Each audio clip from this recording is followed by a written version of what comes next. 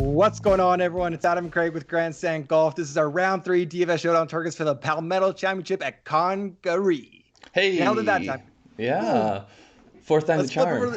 Fourth time's the charm. Let's flip over the leaderboard here, Craig. I got one question for you, basically. At this point, basically halfway through. We're recording this just as kind of round 2 is finishing up because that delay, but halfway through, Craig, DJ or the field, what would you take? I'm not sure where the actual, what the lines are, but I'd take DJ. If you wanted to go DJ versus the field, I'd happily be on the DJ side. I mean, Chesson, yeah, he's got the lead. You feel like he could go either way tomorrow. DJ just feels like he is going to continue to plod, lower and lower and lower in terms of his relative to par.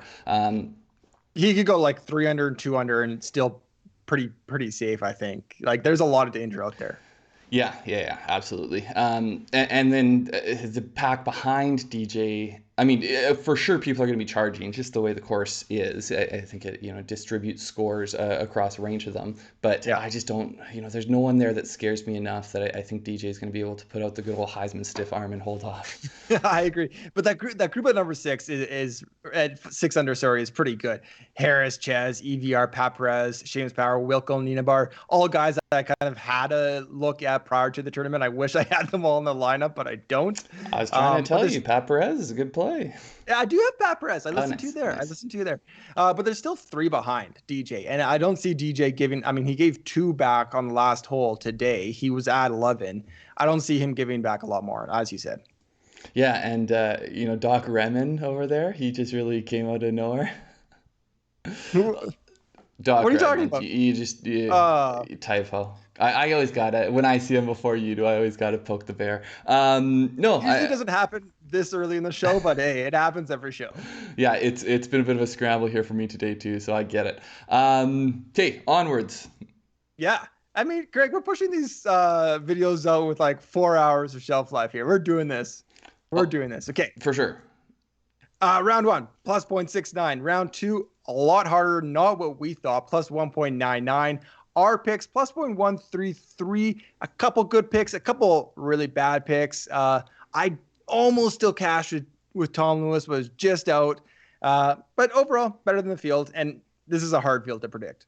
Yeah, my best, the best parts of my lineups were the ones that weren't my picks. So, it definitely was not a good one for me. But yeah, the DFS lineups, these percentages here, my best one by far. And our picks and sleepers are actually doing pretty well. Unfortunately, I've got John Pack holding down lineups, but it matters a little bit less when there's so few 6 of 6s out there that I'm like, man, I got pretty competitive 5 of 6s, so we'll see what happens.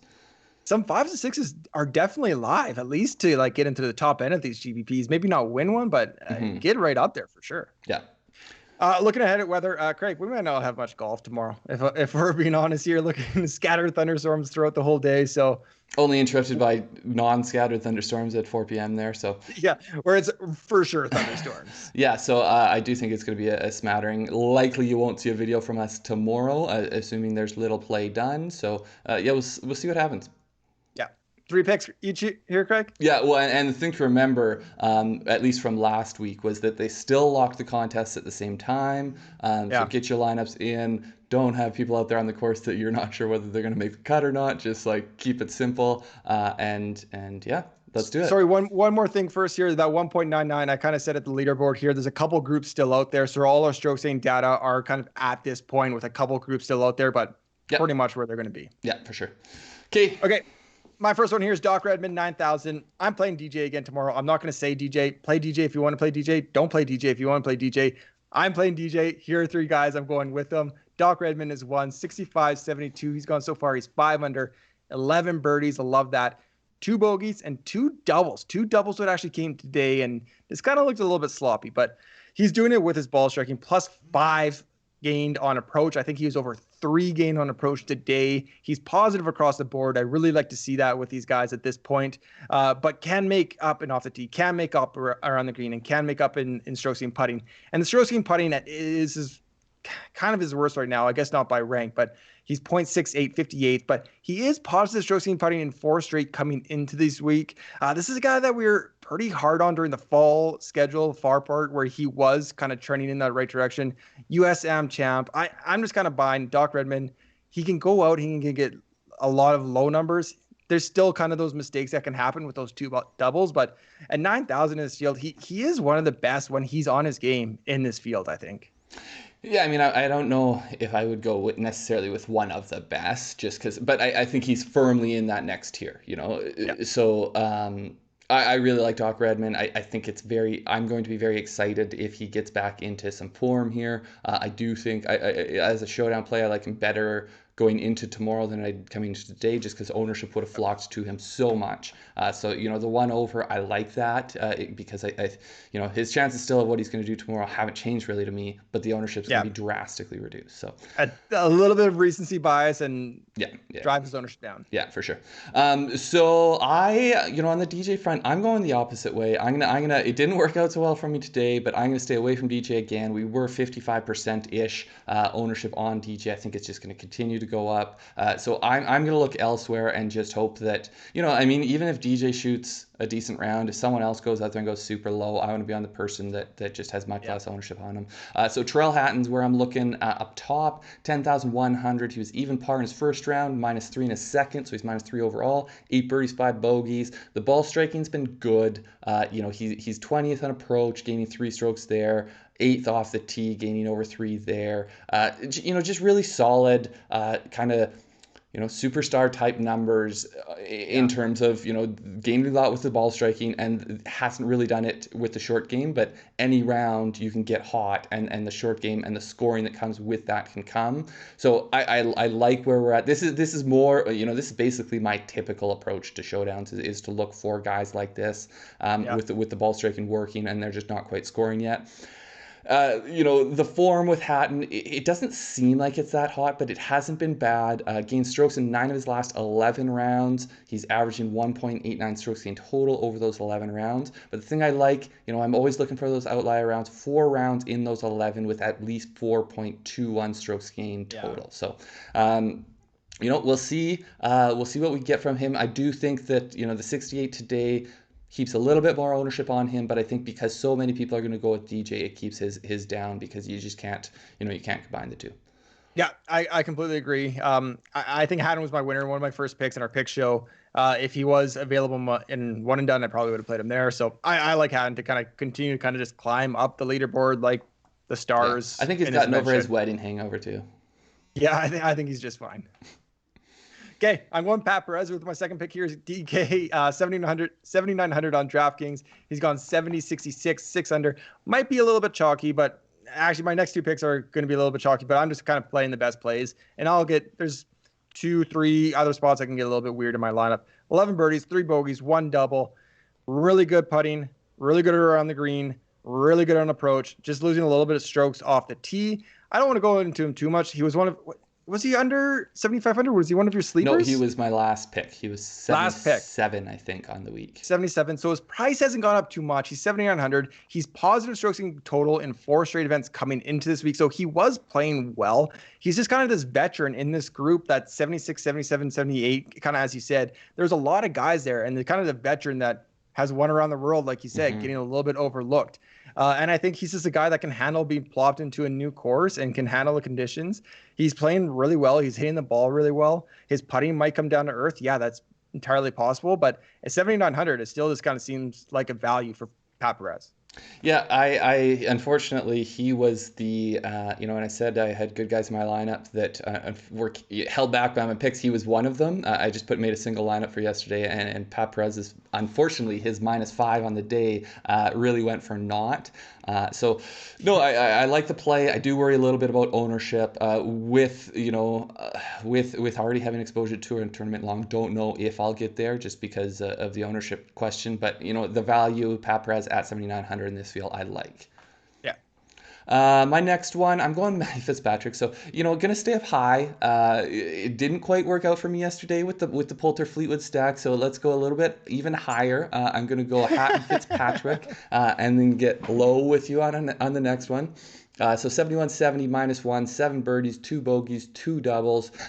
pretty much what I expected coming into the week. The approach has been worse, but 3 strokes gained off the tee, he's 7th there. Almost 3 strokes gained putting, he's 20th there. The approach has been bad, and there's not a whole lot of dancing around that one. It's minus 2.5 strokes on approach through 2 rounds.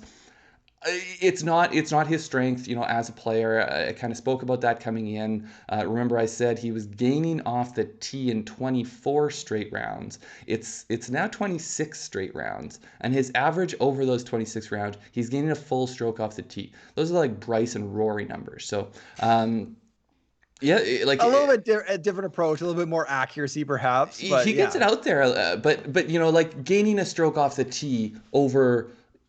What are we talking about? We're talking 6.5 tournaments basically. So, that's a long, consistent time of gaining that much off the tee. But the thing is, with approach, I think he's one of these guys that it does flash. It hasn't been great as of recent, but I think it can flash, and I think he has. If it does, it's kind of like the same case when we talk about these ball strikers that can't putt. Like Matt Fitzpatrick, the approach is his weakness. If it clicks, he's going to have a low round because he has the other tools. Yeah. In our previews leading up, I think we kept reiterating DJ's not going to just cruise through this leading up to the U.S. Open. He needs to fine tune things. Matt Fitzpatrick is one of the most analytic golfers I think there is out there, tracking every single shot, reviewing it post round. He knows where his approach is at during this tournament. He wants to clean that up before going over to Torrey Pines. So I think he is a grinder. He has an incredible work ethic. I would be surprised if he didn't kind of fine tune things a little bit during the weekend here. You're always trying to bring narrative into my stat plays, eh? I'm just telling you the stories and just trying to be a little bit of a storyteller here. Gotcha. Last one for you, Adam. What you got? Speaking about gaining off the tee, let's go to Wilco Nienaber. 6,900 on DraftKings, 68, -6, 1 eagle, 10 birdies, 6 bogeys. This one might be uber chalk, and it might be a trap. I'm going to say that straight up. It might be a trap. Very popular play, under 7,000. He's positive in every single category. And he's doing it with like the electrifying distance where it's getting on social media. The PGA Tour is tweeting about it. Other people are tweeting about it. So it's getting recognized. Wilco's getting recognized now in his first PGA Tour event. We've been talking about him for a year here because he's been kind of a surprise stud on the European Tour. But so with his stroke gain so far, I think his putting could come down to earth. His plus point 279, that could come down to earth a little bit. But his ball striking, it's really good. I mean, he smashes the ball. He was 73, I think, pre-tournament. I just got in my head, don't play him in his first time in a PGA Tour event. I wish I did for sure, but he's gone down from 73 to 69. He's under 7,000 here for a showdown. He's one of these guys, the Cam Davises, the EVRs, these guys that can light up a scoreboard, but they can also go blow up a little bit. That is kind of what Wilco can do. So for me, it's a FOMO play. I didn't get him tournament long. It's high risk. It's high reward. But with that, it's just too cheap. 6,900 is too cheap for the amount of birdies, the eagle opportunities he can give you. Yeah, I'm not going to get there. I agree with the talent. It's just he's a classic showdown play where there's huge upside and huge downside. For me, it's a FOMO. But like I missed out. I feel like if I could have got on him at the start of the week or even going into today, maybe that's one thing. But his ownership is going to be so high now. So I think I'm likely looking at Ches again because I really like where Ches is at. And he's going to have he's low 7s at -6. So I just can't heap too much ownership down at those low priced players who have put up good scores so far. So I'm going to miss out on Wilco, and if he continues to go low, then I'll enjoy the show, and I'm going to be missing out on it. But no, I mean, these numbers can't be sustainable. Like off the tee for sure, I think he can keep that up. But all of these other numbers, like at some point, he's got to come back. He's not the best, the best, most well-rounded golfer in the world. He thumps it, and these other things typically come and go for him. That's what I say. It's probably the biggest trap of the day. If I make 2 lineups, I'm gonna only have him in 1. Like I can't risk having him in 2. But I'm here. I'm trying to take down GPPs. That's what we're doing here. And I'm going with Wilco even at the high ownership. Yeah, for sure. And you know what? He is young, and he had like the things he does well are elite. I say that he's got to come back down to earth. Maybe he's just, his trajectory is we're gonna look back and be like, remember that tournament where we could have got him for $6,900 as a showdown play? It's the anti-money ball. The ball just pops off his bat, man. It's a sound when he hits that ball. Yeah. Okay, my last one here. I'm going Roger Sloan 7,200. This is more like, I think, the opposite of that play. Who was it that you had picked where I liked? Oh, Doc Redman. So Roger Sloan, I'm on him tournament long, so I was paying attention to him round 1. He put up a nice -4, came out, had a very, very ugly second round, 75. He's even in the tournament. 6 birdies, 6 bogeys. The putter was brutal today. He lost over 3 strokes putting today, but the ball striking, especially the approach play, has been good throughout. He's doing well at tee to green. Really, the main thing for me, the ball striking's been good for the last 6 months. You look at his ranks in this field, he's gaining 0.33 off the tee. He's 17th in this field off the tee over the last 6 months. He's gaining 0.24 on approach. He's 18th in this field over the past 6 months. So I think the ball striking is good. He has shown that through 2 rounds. It's been a tale of 2 rounds with the putter, and ultimately, so I think the 7,200 even, like this is where I could look at Wilco, but because my other plays I think are going to have ownership, this is one where I think I can be low owned but still have some potential upside. Yeah, I think it's a pivot. The one thing that would concern me there is the 6 birdies. It's kind of one of those guys where even if he gets 2 bogeys, he can get 6 birdies in the round. Like you're kind of hoping for maybe like a 3-4 birdie, no bogey type type scorecard. This is not as exciting. I don't know. Yeah, I gotcha. Okay, thank you everybody for watching. Please hit that thumbs up, subscribe to the channel if you have not yet already, and you should subscribe because we have a ton of US Open content coming soon. Make sure to subscribe for that. Good luck tomorrow, Craig. Anything else? No, there's a bear in my neighborhood with an arrow sticking out of it apparently. So I'm on the lookout. Yeah, so I don't know. Someone shot this thing with an arrow. So it's an unhappy bear. So if you don't see me tomorrow, well, it's probably because there's thunderstorms and we didn't do a showdown video, but you never know. But it might be the bear. It might be the bear. Yeah. All right, take care, guys. Yeah.